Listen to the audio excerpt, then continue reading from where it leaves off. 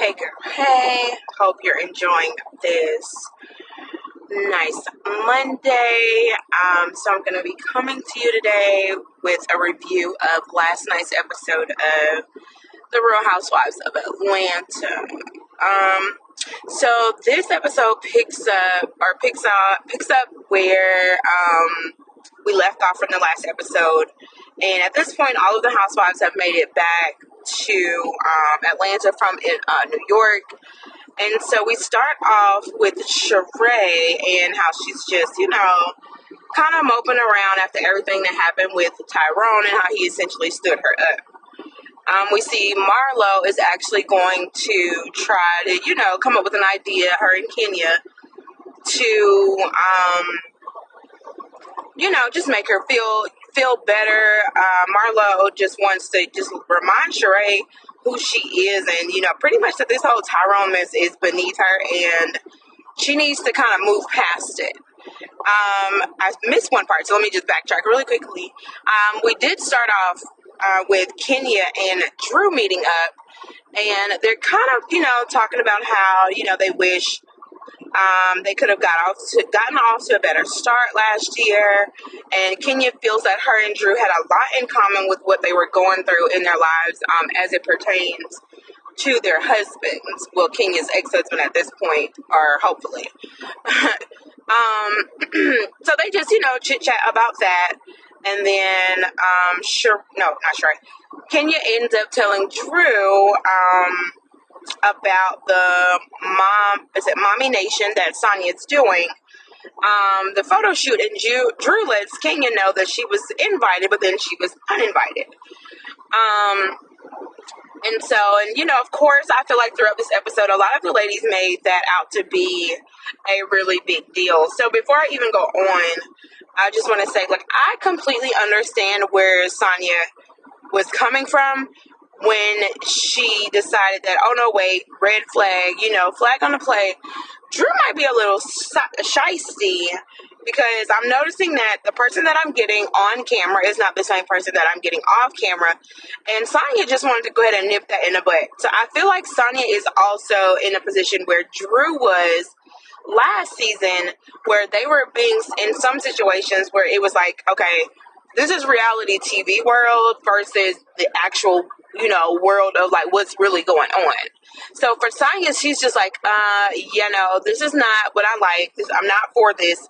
And I'm not going to, continue to just let it go on, every time we're taping. She just came running out and just said, hey, I'm noticing that you're different. Now, do I think that she should have dealt with that situation in front of the other ladies? No, I think that she could have definitely pulled her to the side. But I still agree with the fact that she just went ahead and just called it out early versus just letting it linger and linger. Because to me, I feel like that's when things fester, and then people just get annoyed when they're having to film. So I can understand wholeheartedly why Sonya was feeling the way she was feeling and why she went ahead and said something. I'm noticing that a lot of people online are not understanding that, and they're kind of looking at Sonya as a clout chaser. And like she said before this upcoming episode, look, you better put some respect on her name, baby. She's not new to this. She's true to this. So I can understand that part. So, but getting back to last night's episode, so we see that, Marlo is trying to, put together this little event at her home just to make Sheree feel better. And one thing I can say about Marlo is the things that she's doing this season that I'm noticing reminds me a lot of things that I see happening on Housewives of Beverly Hills, or even I think I've also seen things like this on the Orange County Housewives. So she is kind of bringing another vibe, at least for me. She's bringing another vibe into it, but then, Marlo got to ratchet it up and go back, so Marlo's giving hood bougie at this point. So I did like the idea that she sent Sheree a car, and Drew ends up having to come over there and help Marlo get everything ready because Kenya's all of a sudden sick, and I shouldn't say all of a sudden, but she's sick. But of course, Marlo is like, but girl, you in full glam, and that, of course, progresses, and we hear more about that once they are at the cooking event with Sonya later on. So, they go through that, and Sheree and Marlo, Sheree shows up. She gets in the car. Sheree's been sitting at home eating chips, pretty much back to back. And so she gets the car. First of all, I was mad about the fact that she made that, whoever that driver was, he waited for a good minute because she wanted to change her whole outfit. And so she gets to Marlo's house, and Marlo has set up, a Fendi person to come into the house and, just kind of let Sheree just treat herself. She has someone there to give her a little foot massage as well. She has all these different, foods and snacks and things like that, and chicken, and Drew came and actually helped, even though her and Sheree are not, in the best place.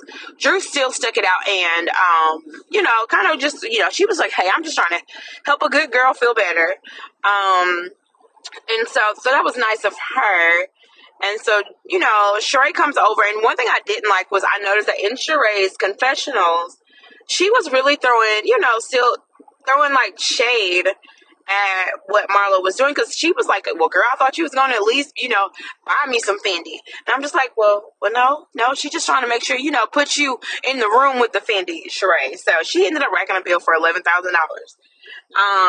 There was no way Marlo was about to, fund that quick shopping spree. She at least put you in the room so that you can at least have a shopping spree. So yeah, I thought that was a little distasteful on Sheree's part, that she was, kind of shady in her confessionals. So essentially, Marlo shows her a cake, and she's just pretty much telling her, like, girl, you are a queen. You need to remember to love you. You are a diva. Like, this Tyrone stuff is not for you. But Marlo also discusses with Sheree how she understands that she can tell that she really likes Tyrone, and she does. I feel like after the whole Bob situation, I know this is probably more than likely the first person that Sheree has, really dealt with since, the Bob Whitfield situation from, that season where he was on, with her. But I feel like Sheree should have known better, because we've heard about Tyrone, since forever ago. So, but, I digress. But she says she's a hopeless romantic, and, she loves hard, and she definitely cares about him. But she was telling us how when Tyrone called, he just acted like nothing happened. And she was just offended, of course, by that. And he was just kind of like, what's up? And she was like, he should have started off with, an apology, or at least explaining to her what happened. And he did not offer that to her. And of course, I feel like it goes back to what Kandi was saying, like, look, girl, he was with the woman who was giving it up. And, that time, because Sheree talked about how they're, practicing abstinence or whatever. So we get from there, and then, we're at the photo shoot for Mommy Nation. Kandi and Kenya actually show up. Kenya acts like she did not know that she was going to be a part of the photo shoot, which I'm probably sure Sonya was just like, hey, let me just get them. Maybe they'll just do me a solid and just go ahead and take the photos. So they did. She had really nice hoodies. I really like those hoodies. They look like they were really, like they fit you really well. They're not like the oversized hoodies. So I thought that was really nice. And so they just have a conversation briefly about how, she invited Drew, but then she disinvited her, because she just felt like that photo shoot just wasn't the place to have that conversation, which for me, I was glad to see her understand, or just even just like, hey, this is not the place, because that's her business. So and she just kind of, decided that wasn't a place, and she had told the girls that she has a plan to invite the girls to make some Jamaican food, which was nice. She just wants them to, to learn about her culture, and so that was great. So we do find out that Drew later on has declined Sonya's invite, and of course Sonya feels like Drew is just trying to make this out, drag it out more, to be more than what it has to be. And I completely agree. I think that, Drew's storyline, when she gets with her husband, it's a hot mess. When she gets with the girls, I feel like she's doing too much. And she really needs to kind of dial it back and scale it back. I can tell that she's a great person, but I really, really, really feel like, she's doing too much. So we get to the event with Sonya and her family. Her mother was, everything. And when they did go shopping, to get the ingredients and materials for the Jamaican dinner, Drew's mom was getting ready to go in. She was like, Drew don't want none. She don't want none. And she told her, don't you make Drew get under your skin. And I understand what that means because my husband's Jamaican. So when she says don't make her get on your skin, she essentially means don't allow her to get to you. Because I think Sonya's mom picked up on that. Sonya was getting really mad. But when those Jamaicans get upset, I'm going to tell you now, that accent comes out and it comes out thick and strong. So I can understand that part. And so they're at the event, they're cooking, Kandi brings Mama Joyce, which I felt like, and this is just a little sidebar, I feel like Kandi's mom and Sonya's mom, that's a little bit of new age, old lady gang-ish, kind of like mom crew on Housewives that could actually, spew some good entertainment and good laughs because, Sonya's mom seems like she has a great personality and she's gonna, she's not gonna be for the crap. I don't want to say the other word, but she's not gonna be for it. And we already know Mama Joyce that she was sitting there swinging that knife and Kandi had to tell her to stop. But, so they get in, and of course Marlo comes in, and she automatically goes at Kenya, and, and trying to figure out why Kenya's there. Girl, you was sick, you didn't show up yesterday, why you show up today? And, they kind of start really just being extra about the fact that Kenya didn't make it to the, event at Marlo's house for Sheree. But of course, then they keep saying, but Drew made it. I'm just like, Drew was just dropping by and Kenya sent Drew. So, let's be clear here.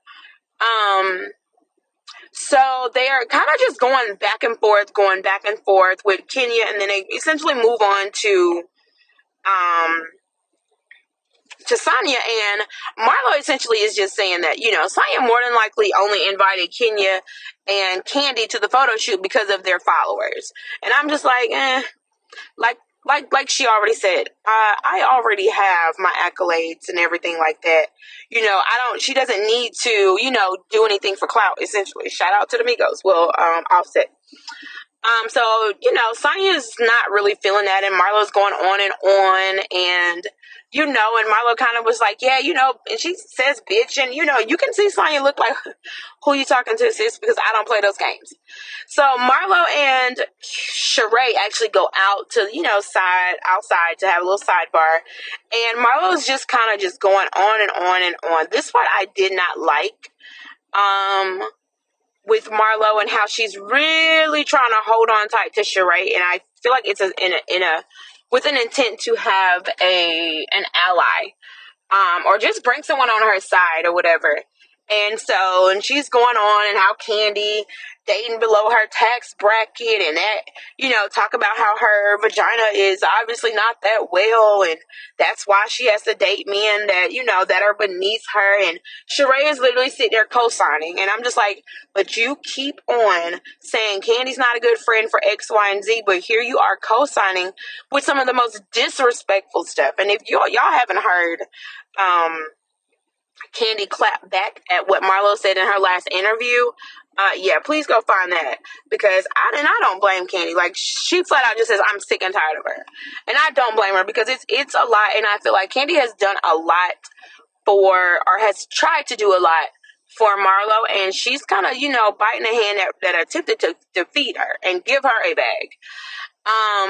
So they go outside, Sheree and Marlo, and they're just going back and forth, and Marlo is just talking about, how Sonya's been a clout chaser, and Sheree is literally sitting there going on and on and on about, with it. And, and I feel like Kenya has picked up on it as well. Kandi has definitely, based on her facial expressions in this episode, she has also noticed it as well. But I just think that it was very distasteful for Marlo to just kind of go outside, and even in this event, to go outside and you're just talking a lot of crap about, the decisions that people are making, or however she feels that they're moving.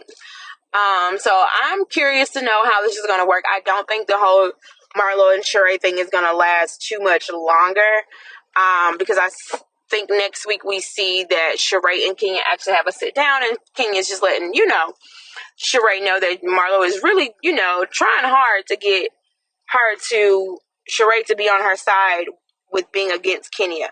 And I mean, if Kenya was sick, she was sick. I mean, we are still in a pandemic, even though some people are treating it, that we're not. So I'm interested to see how next week goes. I'm also interested to see how things pan out with Sonya, because Sonya, she's not with it. Like, she's definitely not with the fakeness. She's not, with, I'm going to drag stuff along, to go along to get along. She's going to voice how she feels. Now, I'm with Kandi. Make sure you write it down next time so you can, kind of get it out straight to the point and think about where you are when you deliver it if you have a problem. Because I watched her speak on it, Sonya speak on it with Kandi, and I got good vibes from her. I watched her show when she was back, I think on WeTV a long time ago. So, so I'm interested to see how this next episode goes. Atlanta Housewives has definitely gotten my attention back. So hopefully we can keep going, up from here. So I will be back next week with another recap of the next episode. Bye.